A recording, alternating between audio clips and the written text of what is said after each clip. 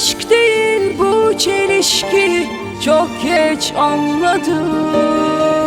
Sebebini bilmeden sana ben aşkım delice bağlandım.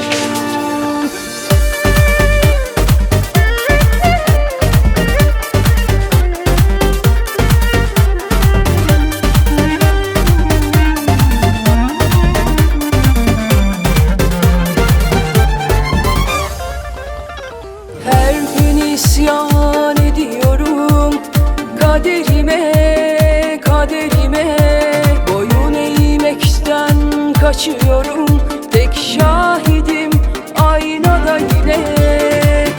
Çok özledim seni, bakmaya doyamadım, bir gün biter diye. Seni hiç saramadım.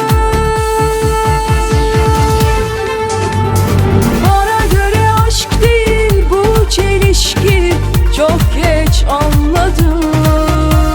Sebebini bilmeden sana ben aşkım delice bağlandım. Sana göre yaş değil gözlerimdeki, oysa ağladım. Sana olan aşkımı kendime bile çok zor anlattım.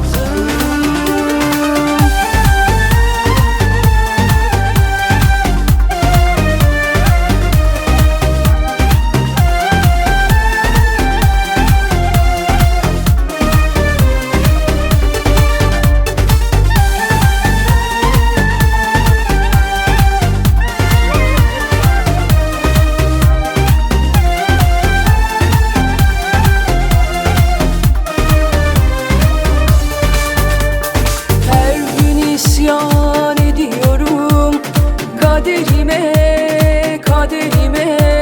Boyun eğmekten kaçıyorum,